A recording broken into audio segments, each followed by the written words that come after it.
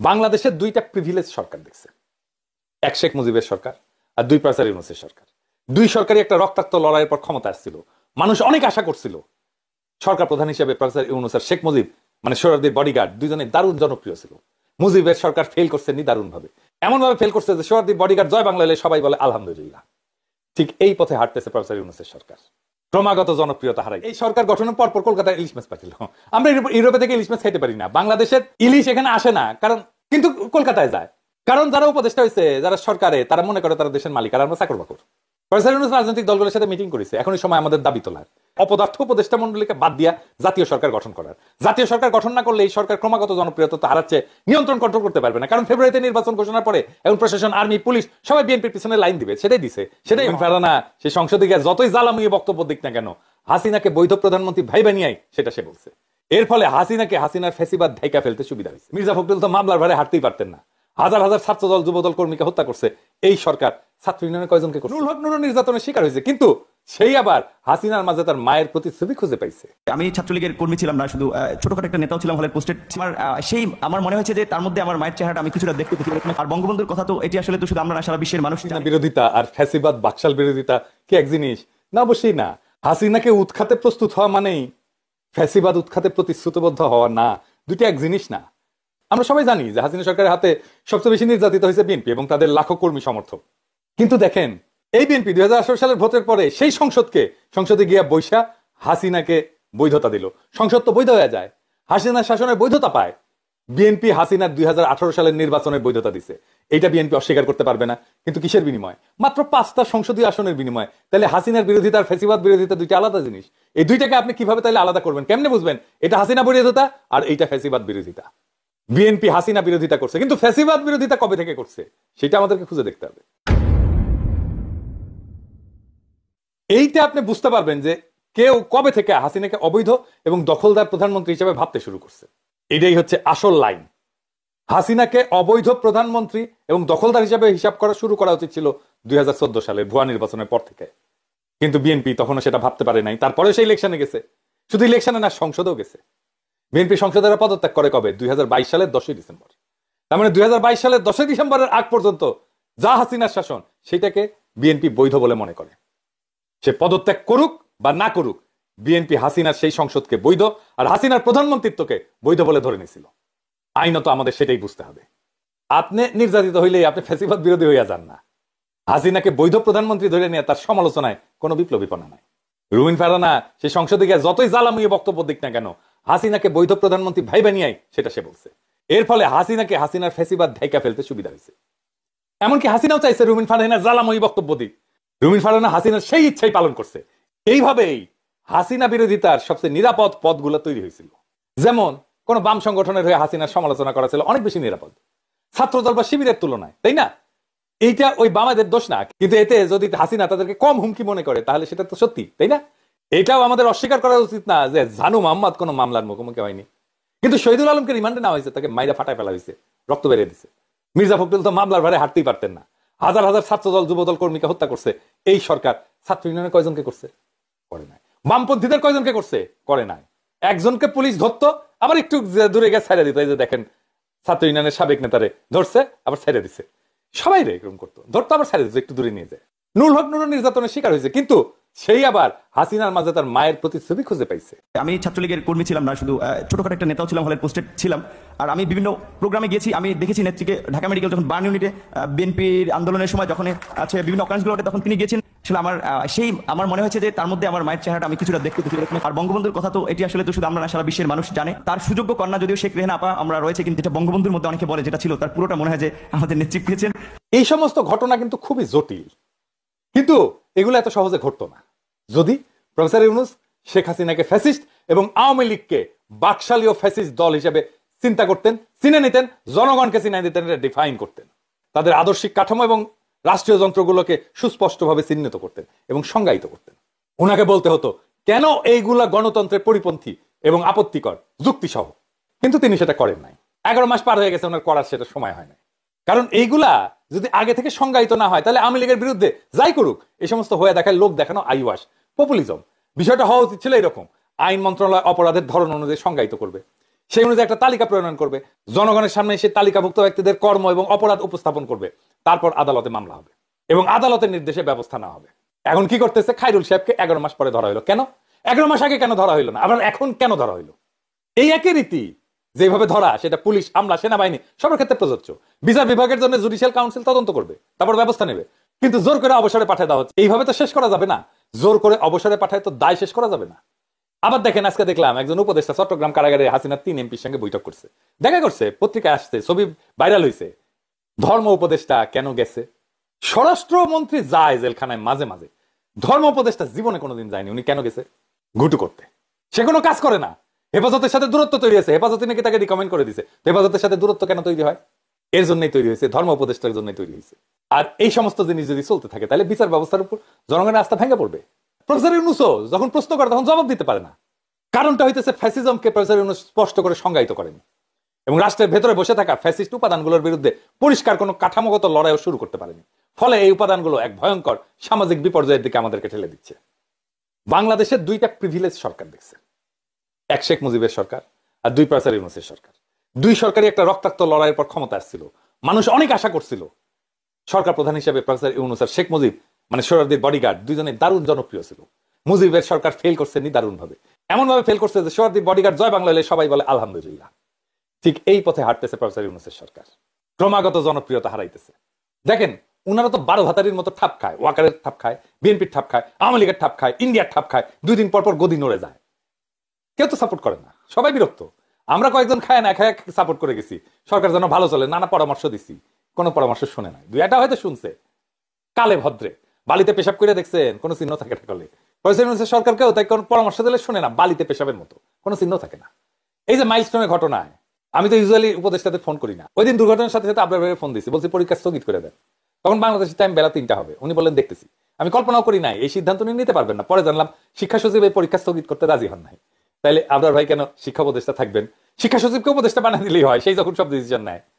আমি আবরার ভাইয়ের ফোন করার পরে কি করছে আমি পরিষ্কার দেখতে পাইতেছি। আবরার ভাই শিক্ষা সচিবকে ডাকছে ফোনের পরে, জিজ্ঞেস করছে, আচ্ছা বলেন তো এই পরীক্ষা স্থগিত করে দেওয়া উচিত না? সিদ্দিক জুবায়ের, ও তো আমলা, ওই সবার বেশি বুঝে, সে বলছে জি স্যার আমরা তো করতেই পারি, কিন্তু এই অ্যাক্সিডেন্ট তো ঢাকার একটা সেন্টারে, সারা দেশে সবাই তো প্রিপারেশন নিয়ে ফেলছে, বন্ধ করলে ঝুলে যাবে সব প্রিপারেশন। শিক্ষকদেরও একটা প্রিপারেশন থাকে। দেখেন অনেকে দেখেন পরীক্ষার পরে ছুটি কাটাইতে যাবে, টিকিট ফিকিট কেটে ফেলছে, এত বেড়াছাড়া হয়ে যাবে তো সব পরে ইয়ে নিতে গেলে।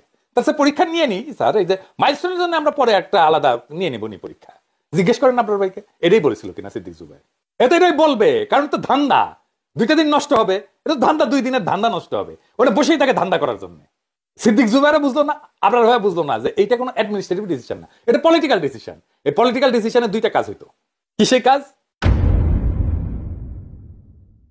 প্রথম যে বিষয়টা হবে তা হচ্ছে এই যে দৈব দুর্বিপাক বা দৈব দুর্ঘটনা ঘটলে মানুষ তার রাগ, হতাশা এইটা ঝাড়ার একটা রাস্তা খুঁজে সব সময়, কোথায় এটা ছাড়া যায়। যেহেতু এটা স্কুলে হয়েছে, তারা শিক্ষা মন্ত্রণালয়ের দিকে তাদের আঙুল তুলবে, ওই দিকেই তাদের রাগ ক্ষোভ ধাবিত হবে। এই কারণেই শিক্ষা মন্ত্রণালয়কে প্রোঅ্যাক্টিভ হয়ে কাজ করতে হবে, জনরোষ যেন তার দিকে ধাবিত না হয়। 2 নম্বর হইতেছে সংহতি জানাইতে চাই আমরা কোন একটা সংকটে, গোটা জাতি রক্ত দিতে চাই। দেখেন সকলে হাসপাতালে ভিড় করছে, এটা কি জন্য? রক্ত দেওয়ার জন্য। সে দেখতে চায় যে আমি একটা কাজ করলাম আর কি এই সংকটে।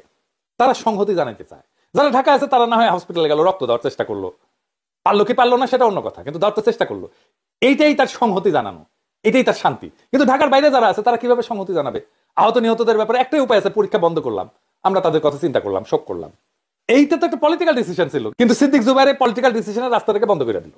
বাংলাদেশে আমলাদেরকে হাসিনা এটাই বানাইছে, তারা নিজেদেরকে সর্বা মনে করে, নিজেরাও পলিটিক্যাল ডিসিশন নিতে চায়। পুলিশ যেমন মনে করতো যে হাসিনা সরকারকে তারাই ক্ষমতায় রাখছে, তারাই রাজনৈতিক দল হয়ে গেছিল, সে নিজে জয় বাংলা স্লোগান দেয়, দেখেছেন না? এই জিনিস হয়েছে। এই আমলারা মনে করে তারাই রাষ্ট্রের মালিক, ডিসিশন সব তারাই নিতে পারে, তারা সবার থেকে বেশি বুঝে। আবার দেখেন ইন্ডিয়া থেকে ডাক্তার আসবে কেন? পোড়া রোগীদের চিকিৎসার জন্য আমাদের সাফিসিয়েন্ট স্কিল ডাক্তার নাই। তারপরে ইন্ডিয়া থেকে ডাক্তার আনতে হবে, যখন গত বছর জুলাই আগস্টে বিপ্লবে হাজার হাজার ছেলে পঙ্গু হইলো, গুলি খায় চোখ হারালো, কারোর জন্য ভারত কি ডাক্তার পাঠাইলো? এত লোক যে পঙ্গু হলো, এত বাচ্চা যে পঙ্গু হইলো, ভারত কি ডাক্তার পাঠিয়েছিল? এখন কেন তাদের পেট পুরায়? তারা আমাদের ভিসা বন্ধ করে দিচ্ছে, তারা আমাদের সাথে বাণিজ্য বন্ধ করে দিচ্ছে, তারা ফ্যাসিস্ট হাসিনা এবং তার দলবলকে আশ্রয় দিচ্ছে ওইখানে, ওইখান থেকে অন্তর্ঘাত চালাইতেছে। প্রত্যেকদিন বাংলাদেশ বিরোধী প্রচারণা চালায় তাদের টিভি চ্যানেলগুলোতে, তারা আমাদের ইউটিউব চ্যানেলগুলোতে, আমাদের টিভি চ্যানেলগুলোতে বন্ধ করে দিচ্ছে। ভারত দেখতে দেয় না। এমনকি ভারতে আমাদের দূতাবাসের উপরে আক্রমণ হয়েছে, তারপরেও ভারতের ডাক্তারকে আনতেই হবে। গাজা উপত্যকায় কি ইসরায়েলের ডাক্তার আনতে হয়? এটা তো তাই হইলো, যে গাজা বানাইছে তাকেই আমি ডেকে আনলাম। এটা কার উদ্যোগে হয়েছে? তৌহিদ সাহেব, পররাষ্ট্র উপদেষ্টা। ও কি স্বাস্থ্য মন্ত্রণালয় চালায়? সে বলছে এটা আমাদের করতে হবে, এটা আন্তর্জাতিক সম্পর্ক কূটনীতির জন্য এটা গুরুত্বপূর্ণ। ওরে কে রিকমেন্ড করছে জানেন? বিএনপির কোথায় উপদেষ্টা। এই তৈয়ব সাহেব শফিউর রহমানের মতো একজন দক্ষ কূটনীতিবিদকে প্রধান উপদেষ্টা বিশেষ সহকারী করতে দেয় না, করা হয়েছিল, তাকে কাজ করতে দেয় না, অফিস করতে দেয় না। কেন দেয় না তারে জিজ্ঞেস করেন। কচুক্ষেতি তার বিরুদ্ধে ক্যাম্পেইন চালাইলো না, কচুক্ষেতি ক্যাম্পেইন চালাইছে বিএনপি রিকমেন্ডেড তৌহিদ সাহেব, এবং এই তৌহিদ সাহেব ভারতের ডাক্তার আনার জন্য উতলা। এবার এই ডটগুলা মিলাইতে পারেন, ওয়াকার, কচুক্ষেতি, বিএনপি রিকমেন্ডেড উপদেষ্টা, এই ডটগুলা মিলাইতে পারেন, তাহলে বুঝতে পারবেন যে কোথায় কোথায় কিভাবে কেন কচুক্ষেতি শফিউর রহমানের বিরুদ্ধে লাগে। কোনো ব্যাখ্যা পেয়েছেন? প্রধান উপদেষ্টা বিশেষ সহকারী করা হলো, তাকে কেন অফিস করতে দেওয়া হলো না? কোনো ব্যাখ্যা নাই। তৌহিদ সাহেব কেন ইন্ডিয়ান ডাক্তার আনতে চাচ্ছে? কারণ তৌহিদ সাহেব ইন্ডিয়াকে ঢোকার রাস্তা করে দিয়ে যাবে। তৌহিদ সাহেবের সাথে ডিপ স্টেটের এটাই আন্ডারস্ট্যান্ডিং, এর ভিত্তিতেই তৌহিদ সাহেব পররাষ্ট্র উপদেষ্টা হয়ে বসে এবং তাকে রিকমেন্ড করছে বিএনপি। ফয়সাল ইউনূসের সরকারকে বলে দিতে চাই, ইন্ডিয়ার ডাক্তার যদি আসে না, কোন উপদেষ্টার চামড়া থাকবে না। কিন্তু সকাল সন্ধ্যা ফ্রি সাপোর্ট দিয়ে গেছি, এমনি এমনি না। ইন্ডিয়ার কাছে নত জানু হইলে মাপ নাই, দেখবো আপনারা কিভাবে সরকার চালান। দিনের পর দিন সাপোর্ট দিয়ে গেছি, বয়ান তৈরি করে দিয়েছি, ন্যারেটিভ তৈরি করছি, কোনো হিসাব নাই। ইন্ডিয়ার কাছে নত জানু হন, ইন্ডিয়ার কাছে যদি নত জানু হন, তাহলে আপনাদেরকে পিছের বালের সাপোর্ট, কোনো সাপোর্ট নেই। ফয়সাল ইউনূসের বিরুদ্ধে হেফাজত খেপছে, আমি কয়বার বলছি হেফাজতের আলেমদের সাথে বসেন, সমস্যাগুলো শোনেন। আমাকে বলা হয় যে অগাস্টের 5 তারিখের আগে উনি ব্যস্ত, উনি সময় দিতে পারবেন না, খুবই ব্যস্ত। উনি এতই ব্যস্ত যে উনি ক্ষমতা আসার পরে পরপর 2 বার ডেকে নিয়ে সোহেল তাজকে গল্প করে। এই সময় উনার হয়, হেফাজতের সাথে বসার ওনার সময় হয় না। সোহেল তাজকে ডেকে নিয়ে কি গল্প করে জানেন? সোহেল তাজ বলতেছে আপনার পায়ের এক্সারসাইজ করতে হবে, এটা করলে আপনার ব্রেন ঠিক থাকবে। শুনেন, বেনে বেনে করছি না, শুনুন। And your cells are not functioning, so your neurons are being switched off. Because your brain is a very expensive tissue, right? So আমরা চাচ্ছি efficiency, কম খরচে বেঁচে থাকা. So the neurons are slowly being shut down, and when it reaches degenerative state, it's called dementia and Alzheimer's. So the best way to protect yourself, the biggest muscle is your leg muscle. Just use it, and your brain will be absolutely sharp, and you will be healthy. Okay? ধর্মমন্ত্রী এই নাকভির সাথে দেখা করে, ধর্মমন্ত্রী জেলখানে যেতে হবে কেন? বিচারাধীন আসামির সাথে দেখা করতে হবে কেন? ওই সিস্টেম করেছে।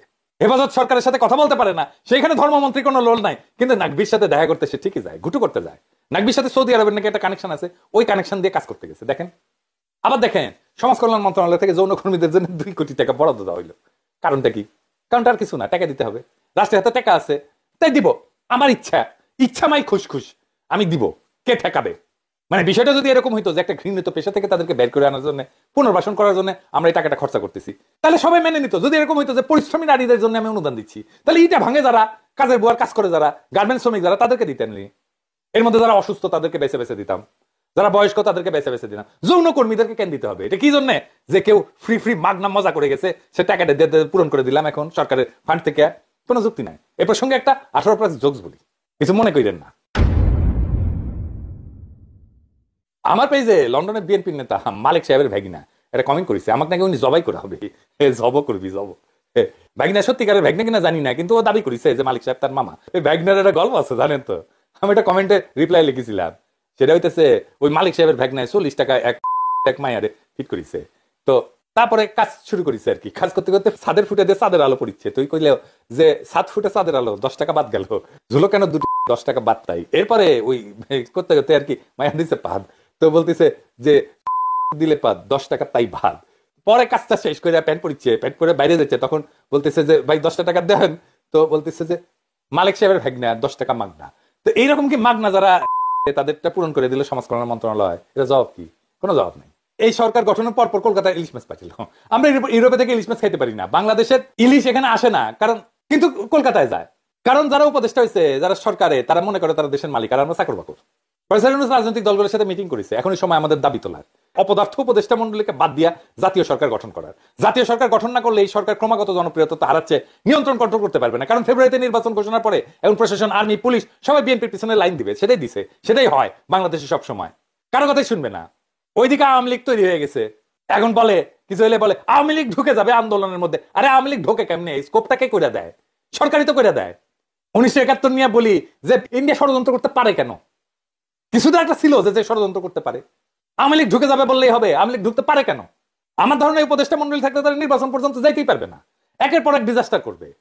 করতেছে, এখনো সময় আছে, দ্রুত এই উপদেষ্টা মন্ডলীকে পাশে লাঠি দিয়ে বের করে যারা ভালো করতেছে তাদেরকে রাখা যেতে পারে, কিন্তু বেশিরভাগই নতুন মুখ আনতে হবে। সরকার ইন্ডিয়ান ডাক্তার কেন নিছেন? মানে ইন্ডিয়ান ডাক্তারদের পছন্দ তো হবেই। ইন্ডিয়া 1000 বার হ্যালো তবু আমি তোমায় দূর হতে ভালোবেসে যাবো, হয়তো কিছুই নাহি পাবো, এটা বলবে। প্রফেসর ইউনূসের সরকারের রন্ধে রন্ধে ইন্ডিয়ান দালাল বসে আছে, এদের কাজে হইতেছে এমন কিছু ক্রমাগত করতে থাকা যেন প্রফেসর ইউনূসের সরকার একটু একটু করে জনপ্রিয়তা হারাইতে থাকে। আর প্রফেসর ইউনূস বাধা দেয় না, উনি কোনো কিছুই বাধা দেন না। বাংলাদেশে একটা সুযোগ আসছিল নতুন শাসনের, নতুন সমাজ চেতনার, সত্যিকার অর্থে মানুষের রাষ্ট্র নির্মাণের, কিন্তু এই সুযোগ হেলায় আমরা হারাইতেছি। এই সুযোগ তো দ্বিতীয়বার আসবে না। এই সুযোগ যদি আমরা কুশাসনের পুরনো নীল নকশা আর আমলাতান্ত্রিক গোজামিলের ভিতর হারাই ফেলি, তাহলে আর কিছুই তো বাকি থাকবে না। এত রক্ত বৃথা যাবে, এত সংগ্রাম বৃথা যাবে। জনগণ আপনাদের সময় দিচ্ছে, ধৈর্য দেখাইছে, সহ্য করছে। এখন সময় আসছে স্পষ্ট হয়ে দাঁড়ানোর, ফ্যাসিবাদকে ফ্যাসিবাদ বলার, রাষ্ট্রযন্ত্রে বসে থাকা ইন্ডিয়ান দালালদের আলাদা করে চিহ্নিত করার, পুরোনো ভুলের দায় থেকে বেড়ায় এসে জনগণের ভাষায় কথা বলার। আপনারা যারা ক্ষমতায় আছেন, আপনাদের সামনে দুইটা পথ। একটা পথ ন্যায়ের, গণতন্ত্রের, জনগণের সঙ্গে সম্মানের চুক্তির, আর আরেকটা পথ স্বৈরতন্ত্রের, পুরনো দালান ভাঙা ইটের উপরে দাঁড়ায় ক্রমাগত ধ্বংসের। সিদ্ধান্ত আপনাদের। আমরা যারা এই স্বপ্ন নিয়ে আছি তারা শুধু প্রতিজ্ঞা করতে পারি, আমরা থামবো না, ফিরবো না। আমরা সেই বাংলাদেশ চাই যেখানে কোনো মা তার সন্তানের কবর খুঁজে বেড়াবে না, যেখানে নষ্ট আমলাতন্ত্রকে রাজনৈতিক সিদ্ধান্ত নিতে দেওয়া হবে না, যেখানে উপদেষ্টা না জনগণ হবে শেষ কথা। বাংলাদেশের রাস্তায় যদি আবার আলো জ্বলে, তার আগুন আসবে আমাদের চোখ থেকে। আমরা দেখাবো ফ্যাসিবাদ কিভাবে পরাজিত হয়, কিভাবে একটা জাতি তার শিকল ভাঙে, আর সময় দেওয়া হবে না কিন্তু আপনাদের। এবার আমরা হিসাব চাইবো। ক্ষমতা উপভোগ করা চলবে না, বসছেন ক্ষমতা উপভোগ করতেছেন। এই সমস্ত অপদার্থ উপদেষ্টাদের তুলে ফেলতে হবে শিকড় গজায় ওঠার আগে। এই দেশ জনগণের, ক্ষমতায় চেপে বসা প্রভুদের না। যেই ক্ষমতায় যায় সেই প্রভু হয়ে যায়। তারা নিজেদের দেশের মালিক বলে মনে করে। 2024-এর বর্ষা বিপ্লবের পরে বাংলাদেশ জাগছে, বাংলাদেশকে আর কেউ থামাইতে পারবে না। জয় হোক জনগণের, জয় হোক ফ্যাসিবাদ মুক্ত নতুন বাংলাদেশের।